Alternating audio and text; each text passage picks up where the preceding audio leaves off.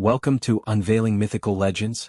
Have you ever thought that all the money you've been working so hard to earn in this life mostly ends up supporting cold, lifeless things?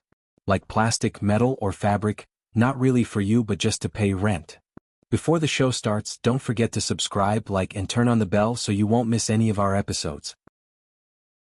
You might think you own that expensive bag, those limited edition sneakers, or that Nordic-style dining table, but the truth is, they occupy your living room, consume your time for organizing, and even in your dreams at night, they haunt your subconscious, reminding you, hey, I haven't been properly used yet. Hearing you say that, it feels like I've been thinking I was pursuing a better quality of life, but it turns out I was just creating sources of anxiety for myself. Exactly. Our species is really strange. We shout, the soul must be free, while chaining our ankles with one lock after another cold ownership.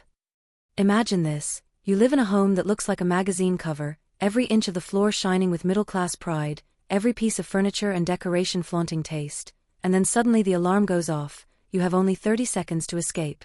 What would you grab? Then I'd probably grab the expensive camera I bought, or that dress I only wore once, right? And the result? You'd realize that 99% of the space you spent years filling was just unnecessary noise. The remaining 1% might only be an old photo or a single phone. That sense of absurdity, that's the underlying tone of modern life.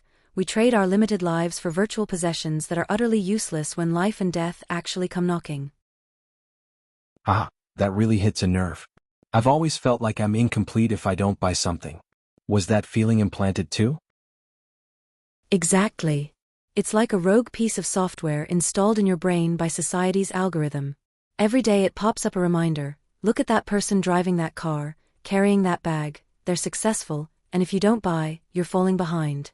So you swipe your card, scan the code, but what happens? Your memory gets fuller and fuller. Every new purchase adds a must-manage process in your mental background. You have to maintain it, match it, prevent it from becoming outdated, and endure the frustration of I haven't even used it enough before it's already obsolete. So that's what system lag feels like. I thought I was pursuing a better life, but I was actually just installing useless plugins for myself. Exactly. Our brain systems, which could run smoothly, get bogged down by these so-called honor plugins called material things, making even turning around feel like a chore. It's like the survival rules in a massive online game. A newbie gets a backpack that supposedly can hold the whole world. They see a broken jar, a shiny rock, or even some random NPC chatter, and think, what if this is useful later? The result? The backpack gets heavier, the character slows down, and even hopping over a tiny puddle becomes exhausting. Isn't that just a reflection of our lives? The more stuff we have, the heavier our hearts, the slower our moves. Exactly. Meanwhile, a veteran player carries just a simple robe and a wooden sword, yet moves like the wind, easily traversing thousands of miles of map. A newbie asks, if you don't collect gear, how do you prove you've played this game?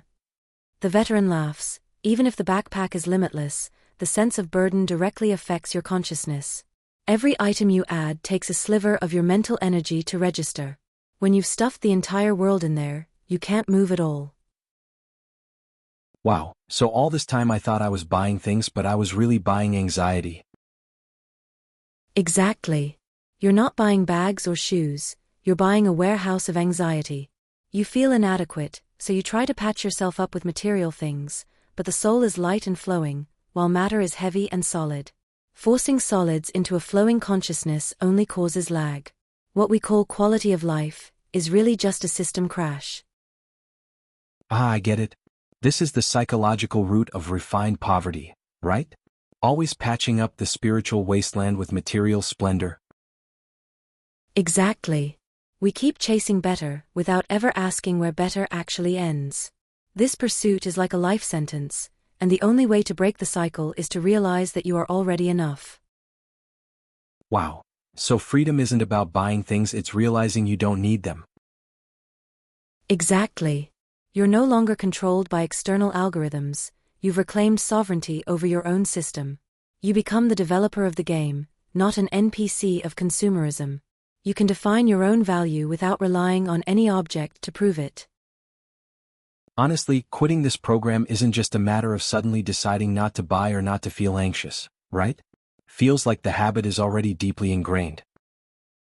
Haha, I get it, that's the power of the consumerism back-end program in our brains. The real first step isn't to resist it forcefully, but to observe. When a pop-up desire arises, don't rush to swipe your card, and don't try to suppress it. Give yourself a 72-hour cooling-off period.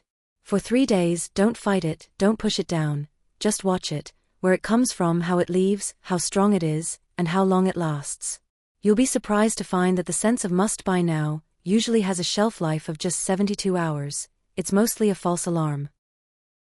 Wow, so I can treat this as a kind of psychological reboot? Exactly. Each cooling-off period is like giving your brain a cleanup, uninstalling the software that hogs your mental resources. You'll realize that you don't really need all those things. Your life can be simple and fulfilling. The key is learning to delete, not accumulate.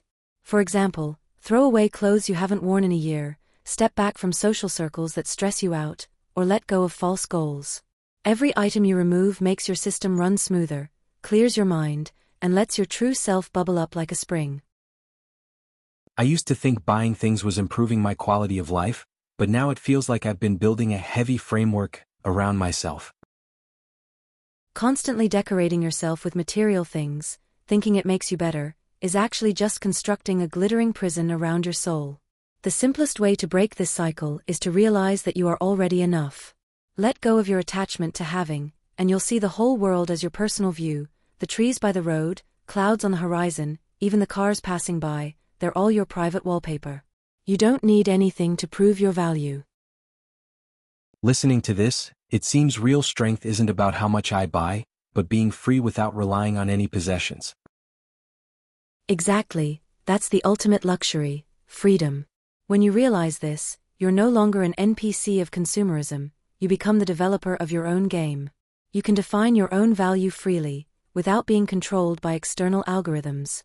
Your life's progress bar is no longer stolen by useless things, and every moment can be true existence. I feel a bit disoriented but also kind of excited, like I could redesign my life. Haha, that disorientation is exactly a sign your system is rebooting. When you unplug all the unnecessary add-ons and free up your mind, the black holes disappear, replaced by a clear sense of fulfillment. It's not because you've gained something, but because you realize you never lacked anything to begin with. Your soul is like the dawn, it needs nothing to adorn it, it is light itself. If you want to reboot your own system, first pause your shopping cart, take a deep breath, observe your desires, and give yourself a 72-hour cooling-off period. You'll realize that true freedom is actually already in your hands. If you enjoyed this conversation, don't forget to subscribe, like, and share, so more people can wake up and reclaim the sovereignty of their own system.